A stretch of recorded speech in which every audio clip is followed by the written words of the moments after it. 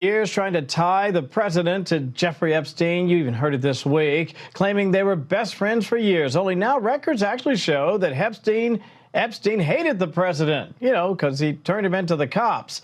And the convicted pervy alleged sex peddler diddler, well, he came up empty when he went shopping for dirt to save himself.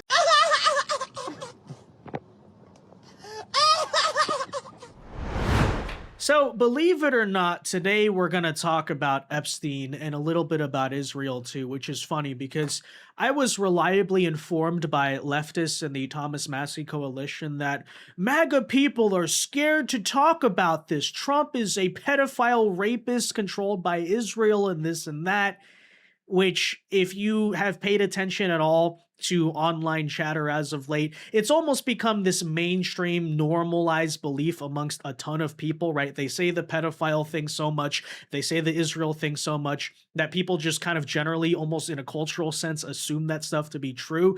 And as we've tried to point out, trying to push the boulder up the hill here so many times, neither of those things are true or have ever been true.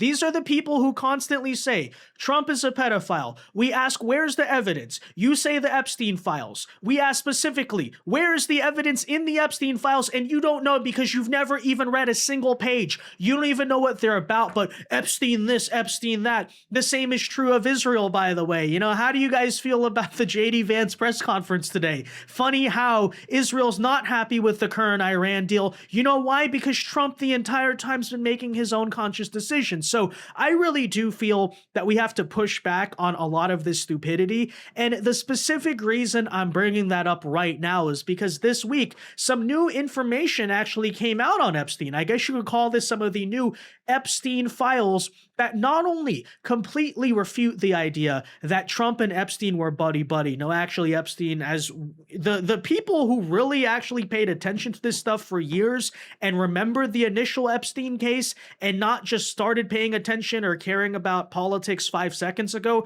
we would already know the fact that Jeffrey Epstein was basically your typical MSNBC shitlib who, just was like completely Trump deranged and buddy-buddy with the Clintons and Prince Andrew and, comes from that very sort of mainstream liberal world.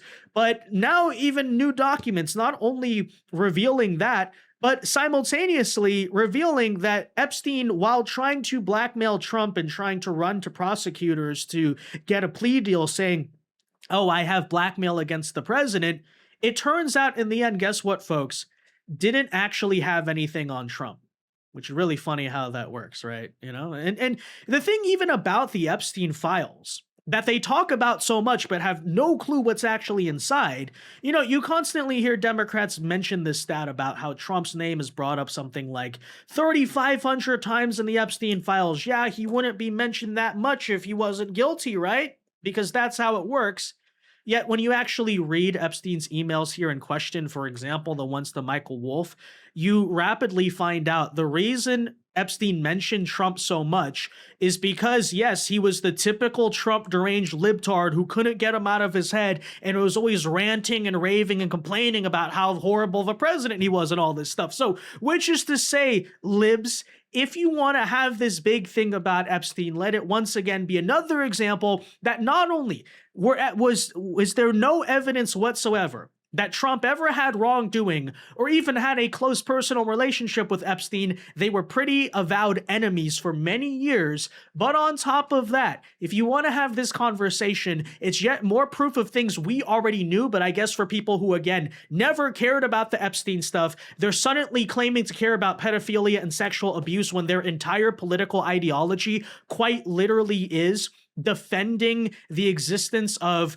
migrant grooming and rape gangs across Western countries, these types of people, that actually, when you break it down, it's not a stretch to say Epstein was one of your people, which is something we knew. But I guess this is new information that we have to discuss once again.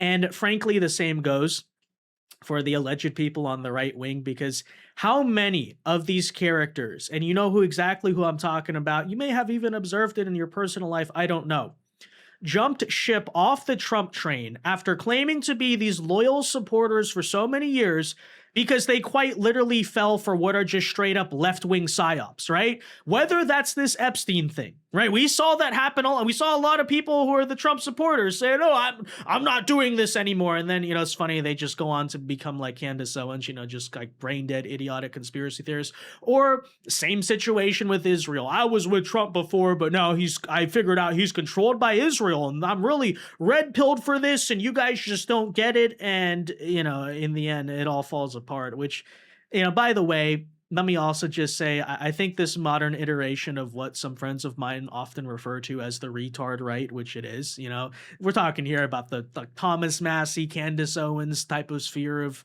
characters out there. When you really break it down, is honestly just a rehashed version of the original Never Trump. Never Trump back in the day used to exist in sort of a more liberal or neocon leaning framework.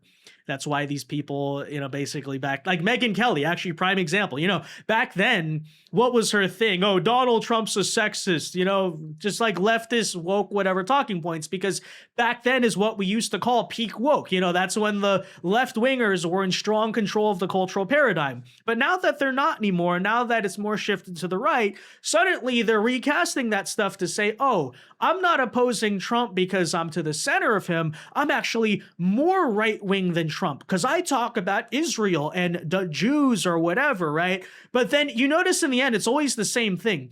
It's basically a psyop to push right-wing patriotic Americans away from the most effective political movement of their lifetimes, and really the guy we have, right? Our guy who's moving the ball down the field, which is of course Trump, and which is of course his movement. But, it obviously serves the left in many ways if MAGA were to blow up. And so these people are basically trying to do that, right? Trying to blow up MAGA, but now they're trying to convince us, oh no, it's because they're the true Scotsmen, right? They're the real right-wingers. They're real based and right-wing people and all this stuff. And yet in the end, where does their rhetoric devolve to? First of all, pandering to a bunch of third world audiences in Pakistan, and then secondly saying, oh, we need to unite with the Democrats to take down the Epstein political class and Israel and AIPAC and all these things. How many times have you heard this type of rhetoric? And it's like, okay, so what, your answer is voting for AOC to stop Israel because AOC doesn't like Israel? How does that actually help us, How is that actually distinguishable from Republicans against Trump or the Lincoln Project or these entities in the past that tried to get us to vote for Democrats? Notice how in the end, the whole horseshoe is just supporting Democrats. That's what this stuff has always been. But if you needed the proof, let's talk about that today, because we have a lot to say about this. First, though, do us a favor. If you enjoy our content, make sure you hit that like button down below. Subscribe to the channel if you are new. That is the best way to support our work, and it also ensures that you can stay up to date with all of the latest news and coverage. And that said, so recent report here out of the Epstein stuff, right? All the Epstein documents and all that, showing that apparently, so here's kind of the backstory. Jeffrey Epstein, back in 2018, 2019, when he was arrested and all that, tried to cop a plea deal with prosecutors. And the agreement he tried to make was, hey, I have dirt on Trump. I have blackmail on Trump. I will give this to you in exchange for, maybe working out some type of deal. So federal prosecutors at the time were interested. Hey, what's Epstein talking about? In the end, it turned out he had no evidence against Trump. He was just talking out of his you-know-what. He didn't have anything, right? So two things are going on there. It's more proof that Epstein absolutely despised Trump and was just as like typical libtard, right? MSNBC libtard. But then secondly, actually didn't have anything, which, we're told, oh, the Epstein files contain overwhelming proof that Trump is a pedophile, and how dare we have this as a country, and blah, blah, blah, this and that President pedo.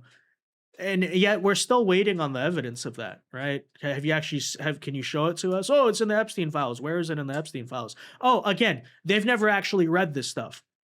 You can assume, by the way, that the people who claim to care so much about Epstein will not be mentioning this at all whatsoever because, and by the way, I know he got attacked for this last year. Trump was very correct all along to call this stuff a hoax. It is a hoax. Not to say that Epstein is a hoax or any of that stuff is a hoax, but that he probably saw even before many on the right wing did where this was heading, which is that it was literally just a left-wing psyop that's going to be weaponized against him. And how much political damage has that done? Quite a bit. He was very frustrated that the Democrats were making this about him when he's like, look, I threw the guy out of my club. I am the guy who reported him to the police, or one of the people who reported him to the police. The president was frustrated about that, absolutely. But he eventually came to say, you know what? Let's just get everything out there. Let's have this out in the public. And he actually called the senators. I was there. He called the senators and said, you know what? Pass this bill, I'll sign it. And that was it. Let me follow up briefly. Let me follow. But here is the actual story for the people who pretend to care, although we know they're not listening and they don't. Okay, from the New York Post, let's bring you these details. So child sex offender Jeffrey Epstein tried to dig up dirt on President Trump in a desperate bid for leniency in the days leading up to suicide, but was unable to deliver anything of substance. Epstein became fixated on the president after he was arrested in 2019, which, by the way, is not true. Again, you actually read his emails, which is funny because, you know, unlike leftists, we have read some of the Epstein files. Like I've seen any actual stuff that's in it, so this is not a surprise. Again, Trump is mentioned by Epstein so many times because Epstein literally couldn't stand Trump. But anyways, as his lawyers tried to hammer out a deal with prosecutors, if the financier could provide helpful information about the other defendants, according to the New York Times. During his many marathon meetings with his parade of lawyers while he was locked up in federal jail in Manhattan, Epstein often had his nose buried in a legal pad, scrawling disjointed one-liners about the commander-in-chief, such as, Trump is a total con artist, smoke and mirrors, never had money. So I guess this is Epstein's big blackmail. You know, this is the evidence he had on Trump. And again, notice how he just speaks in the same exact way some boomer Democrat does on Facebook, literally. Like that's this type of vocabulary, right? As I said, total just blue sky, run-of-the-mill, MSNBC watching liberal. How many times did we hear he's a con artist, he's not really rich? You know, it's just, that's what you probably heard from your Democrat uncle at Thanksgiving, right? That's just the normal stuff. Oh, that was Jeffrey Epstein. Yeah, it turns out he wasn't a shady right-wing billionaire who, you know, was conspiring with the Israelis to deport illegal aliens. You know, like, believe it or not, I know Democrats, I hate to tell you this, but to any extent you want to talk about the supposed Epstein political class, that's literally just you. That's literally just your people, right? It's this, like, you know, collection of elitist, snobby, often up to no good, totally morally bankrupt, hypocritical, et cetera, type of characters. So guess what? Also just cannot stand Donald Trump, which seems to be your common denominator there, right? But the deranged scribbling suggests that Epstein had nothing on Trump, who was serving his first term in office at the time. Not surprising. But his scribblings also included grousing about the difficulties he had endured as a wealthy pedophile in jail and all this different stuff. So, you know, he went on to complain about some other aspects. But yeah, basically, to make a very long story short, now we have learned something new, but it just honestly aligns perfectly with what we've known about it so far. Epstein couldn't stand Trump, yes, again. Tried to take down Trump, or claimed he would be able to because he had total TDS. Was unsuccessful in the end. So there you go. It's a rough day for the Epstein political class people who are always talking about that stuff, right? How about Israel, by the way? You know, how's this whole thing going? Because we've also been so reliably informed for the past several months, especially through the Iran war, that Trump was controlled by Israel. And honestly, a very funny thing is happening right now, where now it is the neocons, it is people like Mark Levin and Ben Shapiro who are now getting really upset at Trump, and apparently Israel is not getting along. Like, the tensions there are kind of building because basically Trump's not been happy about the way Israel is going about the situation in Lebanon with Hezbollah and all that stuff. And we've broken all this down before, but I'm just gonna say to all those people again, hey, how's that all going? I mean, did anyone hear what JD Vance had to say from the White House today? Take a listen for yourself. To completion. Now, I saw the Axios report. that Netanyahu is fuming. That's not reflective of the conversations that I've had with him, but maybe he's saying something to somebody else that he's not saying to me. What I will say, and this does bother me, is that you have seen people within Bibi's cabinet who have come out and attacked the deal, and in some ways very personally attacked the President of the United States. And I guess my message to them would be twofold.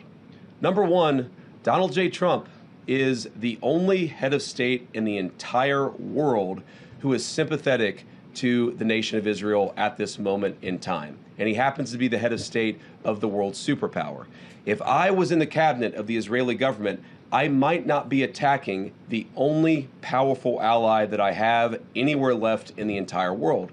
And the second message I would give to some of those cabinet members, Bibi, to his credit, has not gone down this path, but to some of these cabinet members in Israel who are attacking the President of the United States, the other thing that I would say is that over the last 3 months, 2/3 of the defensive weapons that have protected your homeland have been built by American hands and paid for by American tax dollars. The problem for Israel is not Donald J. Trump. And anybody in Israel who thinks their biggest problem is the President of the United States needs to wake up and smell the reality of the situation that country is in. Yeah, and for the record, Vance is completely correct. Whatever you think the motives even are, it is a fact. Trump in both of his administrations has done a lot of gigantic favors for Israel. And even if you disagree with the final outcome because certain people wanted this to be 2003 2.0, they wanted us to, do the full scale war or whatever. Objectively, okay, it's still, though, we did a lot for you, so you would think, some gratitude ought to be in order, but that's not currently the case with, I guess, certain members of the Israeli government, a lot of, Zionist neocon characters out there. But see, this is the thing. I always knew this was going to happen because I tried to explain to both sides of this. I tried to explain to the Thomas Massey, retard, right, whatever, and I tried to explain to the neocons. Both of you don't understand Trump, right? It was never the case that Trump was controlled by Israel. It's not the case that Trump is a neocon. On the same token, it's not true that Trump is a total libertarian isolationist either. You could say to an extent Trump's foreign policy view could be described as peace through strength, which kind of involves dynamics of both.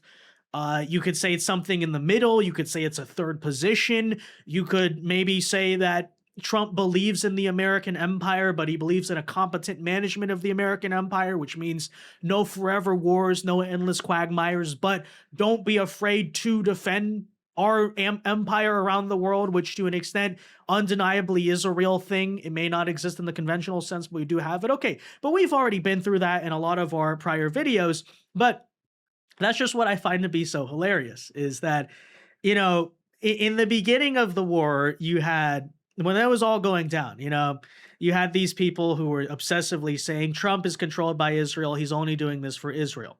We tried to explain that, hey, yes, there are some overlapping aspects, but at the end of the day, America does have its own interests in solving the Iran question as well.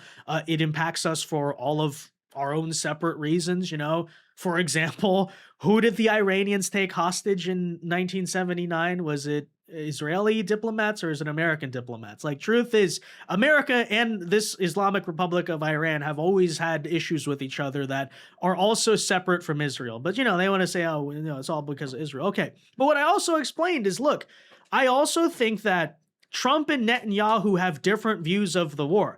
How many times did I say if Netanyahu had his way, this would be Iraq 2.0? We would be going all the way, to screw the Middle East, screw gas prices for Americans, screw whatever 10-year energy crisis we might cause if missiles start firing at all the Middle Eastern oil fields mutually back and forth, right? But that would all be in the benefit of Israel. But I also told people, right? I don't think that's going to happen. We said it was not going to be a forever war. I'm not surprised that the Netanyahu camp, I guess, is not happy about that. But here's the thing. None of you guys, I don't know when people are going to understand this. Nobody controls Trump. Trump controls Trump. The neocons don't control Trump. Israel doesn't control Trump. The Zionists don't control Trump. But on the flip side, Tucker Carlson, Thomas Massie, and Candace Owens don't control Trump either, because now I've been seeing people on the neocon side trying to say that, oh, well, JD Vance and Trump are now they're like Tucker Carlson. I saw someone today on the internet. They said it was the Tucker presidency now. I'm like, dude, Tucker Carlson is the disloyal R of disloyal R's. Personally feel betrayed by him, by the way. But okay, that guy said that Trump was the Antichrist just a couple weeks ago, and now we're to believe that now Tucker Carlson is the one controlling Trump. Noted, but that's the thing. So many people try to come at this, and it's just like, at the end of the day, we argue on the substance all the time, but let me just put this very simplistically in almost a caveman-like sense. I think that a lot more of you guys maybe would be better served with the mentality of literally just trusting the plan. Anyone remember Trust the Plan, by the way? QAnon and all that. It's funny. QAnon was obviously kind of like not real from the start. It's like dumb or whatever. But I have to say, the one thing I do miss about QAnon, and almost I find those days to be preferable to whatever conspiratorial attitude I guess exists on the right wing now, is that at least back then, QAnon kept everybody on the same team. Even if it was completely delusional, I would argue it was directionally correct, right? All of these people who thought that like Trump was the savior of American civilization, and what was like he's never gonna let Democrats steal the 2020 election. Michael Flynn's gonna come down on his helicopter. Trump's gonna declare martial law. All this crazy stuff. Obviously, stuff that never happened, right? But the nice thing about it is at least it kept people kind of having a little bit of faith and like trusting that this is going to work out. And by the way, remaining again loyal and standing by the most effective president of our lifetimes, right? And some people look at me now and they say, well, how on earth do you still support Trump? Don't you know that's not cool or trendy anymore? Yeah, I guess I was never obsessed with being cool or being trendy, okay? I understand a lot of you, I guess, hopped on the Trump train in 2024 because that's where the vibe was. That was when it was cool to be a Trump supporter. I'm pretty young, but I was doing this stuff, okay? I was publicly speaking out, doing commentary way before it was cool to be a Trump supporter, right? And I'm young in the game. I started in 2018. I'm not even one of these people who was one of the original like 2016 Patriots, which granted I was way too young at the time to even be doing that, but I still, am almost envious of those people having been in it for so long. But no, like, you understand? For me, it's never been about the social media trends, okay? If I cared about being trendy or cool, whatever, yeah, I totally would have hopped onto this third world nonsense about Israel and then Epstein, the political class, and all this garbage. But yeah, guess what? You know why I never hopped off the train? You know why I didn't go along with the Epstein or Trump is controlled by Israel or whatever nonsense, or now the neocons also getting upset at Trump? Because none of that stuff was ever true, okay? That's why I didn't believe it. And by the way, just to address the neocons, it is true that they maybe latched themselves on to the start of Operation Epic Fury because it somewhat aligned directionally with what they wanted. But as I said, as we told you you could go back, watch our videos from like the first day of the war, right? It was always inevitable in the end that because Trump's fundamental ideology and Trump's fundamental goals did not align with the neocons, they may be latching on right now because Trump's going along with their little pet project, or maybe, flirting with the idea of getting involved in a foreign war, but it was never really going to work out, right? And that's what I'm just not surprised about. But yeah, it's just a bad time in general for the neo-never Trumpers, right? You're just discovering, oh, wait, actually, Epstein was not a friend of Trump. Actually, Epstein was one of their people, and the same goes for Trump is going to get us into a forever war for Israel. We're going to have $200 a barrel oil and $6 gasoline, and he's just going to call all the shots that Netanyahu wants. And then you have the Trump administration like publicly refuting and calling out Netanyahu and telling him to get in line. And notice how America is the country all along that's been calling the shots. Israel didn't want the ceasefire. We did. We got the ceasefire. Israel didn't want this deal. We did. We got the deal. Notice how that dynamic actually works, right? So, well, who tried to tell you? Who was trusting the plan from the start? I don't know. You know, another way to put this besides trusting the plan, just don't be a panican. How about that? So many panicans in the past year or so, right now, for various different reasons, for whatever their stupid pet project angle was, are just looking really, really stupid. And I would venture to guess right now, let me make a bold prediction. I think the neocons are going to end up the same way. You know, the ones who are saying that, oh, well, like Iran's going to now grow into this incredible super terror state. They're going to be even worse than before. We're going to have World War III because we didn't finish the job now. You know, it's like appeasing Hitler, you know, the type of stuff they say. I know. Gonna make a bold prediction on that as well. I think those people are also gonna end up with egg on their face. I'm just saying. You know, pattern recognition after a while starts to kick in, you know? Anyways, we've said our piece on this. Just thought it was a good time with some recent news and developments to address the neo-never Trumpers as well as just the stupid bad faith leftists. That said, let me know your thoughts. Be sure to leave a like on this video, subscribe to the channel if you're new. And until next time, God bless and peace.